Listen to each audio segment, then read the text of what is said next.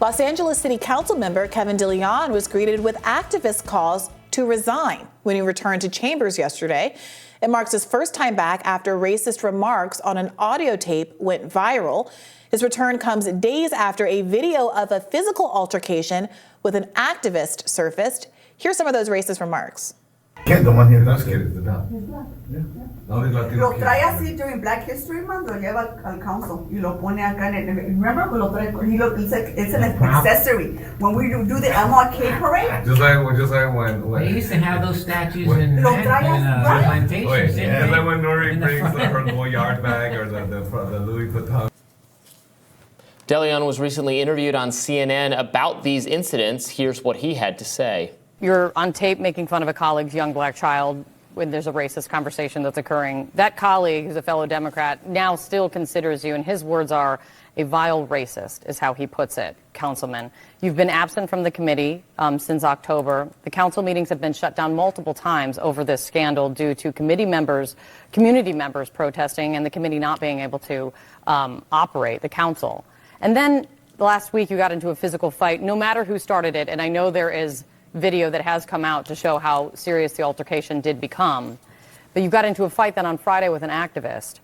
If this was anyone else, would you say that the person I just described is serving their community well?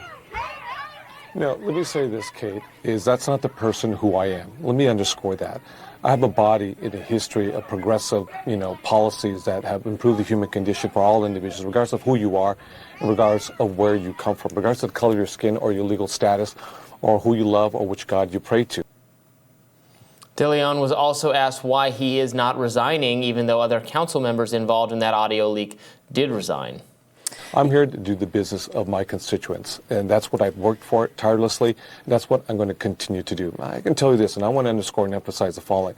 If you don't think I'm profoundly sorry, for participating in that meeting, or for not standing up and shutting that meeting down and shutting down the vitriolic comments from then president of the council, who did eventually resign, that's something I'm forever will be sorry for. And that's why I'm having the constructive conversations and dialogue with folks outside the community.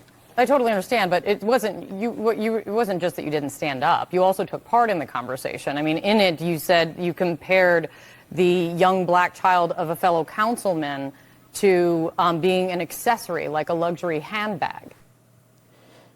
Yeah, I'm glad that reporter followed up there, because in the fallout of the leaked tape, when we were first covering it, the other woman, the other council member, Nuri Martinez, really did take most of that heat, got most of the pushback. And even though the reporter made reference to the idea that she was forced to resign, that's not true. She resigned. What people were citing was her resignation from her leadership position on the city council. Neither of them were rushing to resign. And obviously, Kevin de León is still there saying that he won't. Moreover, but he's sorry, Briahna. Yeah, that was going to be my next point, that he did this apology tour just a month ago in the wake of the original leaked tape and used almost verbatim the exact same language about how this is not who I am. This does not represent who I am. I respect everybody, and then listing all the identity categories. Like, we see exactly how much that apology is worth if not a month later we're seeing you in fisticuffs with a constituent who is upset with you over those racist tapes. If you listen to that altercation, he's saying that you're a racist and won't you resign? The last thing is, there was, the reporter there says, well, there's some he said, she said about who started the fight. I mean, we're looking at the footage, and it seems to me that although the constituent is obviously combative and loud, when they get close to each other, he raises his hands above his head in a kind of like, I'm not getting physical gesture, and it's Kevin de León who kind of grabs him up by the coat and ends up being very much the aggressor, throwing him to the ground into a table. I mean, it's really wild stuff. It is pretty wild. I want to be careful with this footage because it's clipped too. I don't, it's hard to know. Even the angles at these things can make the situation seem different from what they are. People were getting in his face. It doesn't look good, but I would want to see the whole thing because people leap to conclusions on these things, and sometimes they end up humiliated. Who's more culpable, Kevin de León or Will Smith? Well, we saw the whole thing there.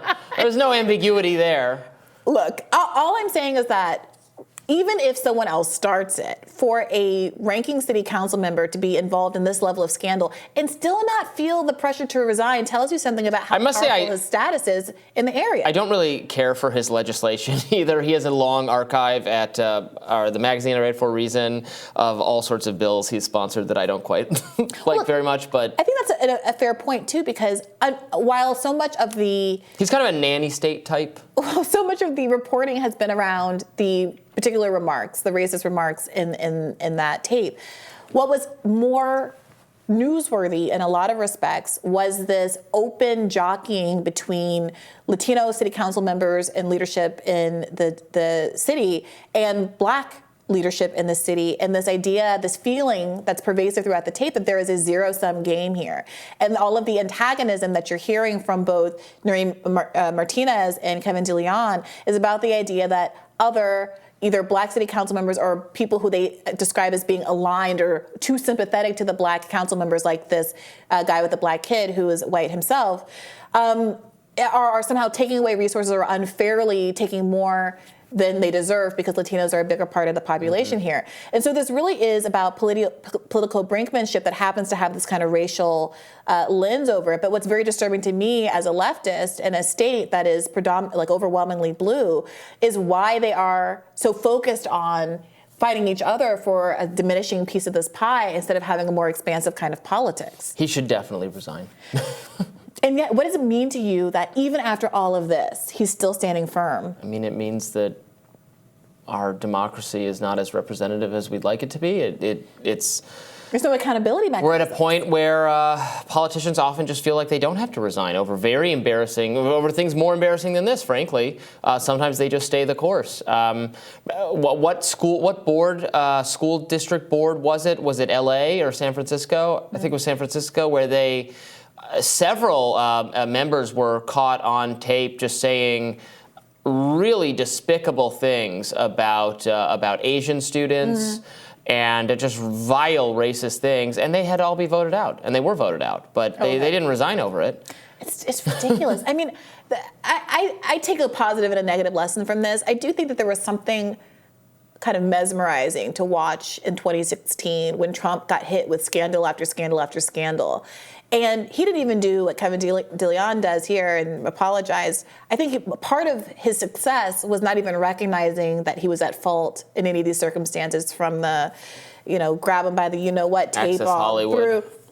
through, and it does seem like we're increasingly moving into this political space where social pressure just isn't enough for you to step down. There's no sense that your personal sense of dignity and decorum is going to cause you to remove yourself from the position. There is a presumption that everyone is going to have to be forced out. But it's interesting that has happened in the political realm, but not in any other realm. People are routinely fired or resign in disgrace in all other walks of life, not in the political realm. But I agree with that, but only to a degree, because the people who are not stepping down are powerful political players who don't have to. The reason why so many people are able to be pushed out in kind of more employment context is because they're not senior. No one's going to push out the CEO of American Express. No one is going to push out anyone who's genuinely in a position of power. And I don't know, if the CEO of American Express was caught saying racist things on tape, he'd be much more likely to be forced to resign by his shareholders than this guy. Well, shareholders have more accountability over their CEOs than people in a democratic process. Absolutely, they do. You have to wait for election cycles. Things have to happen. It takes so much money, and much less powerful constituents have to rally and organize in order to get them out. So I think what we're really seeing here is a failure of the accountability mechanisms in our democratic system. Yes, I agree. It's concerning, very concerning. Yeah. Well, and oftentimes they're just safe, actually, because it's been gerrymandered in such a way, or the real battles in the primary, or the party construction. There's so many ways where it's just not everybody voting for the person they like the best, where that dynamic is not taking place. Yeah. That dynamic's not taking place in the presidential context anymore because of, the Electoral College, and then we've all sorted ourselves, and where our people are living now matters so much. So. Yeah. Well, I don't think this story is going anywhere if Kevin de León keeps this up, so we'll continue to cover it and have more rising for you after this.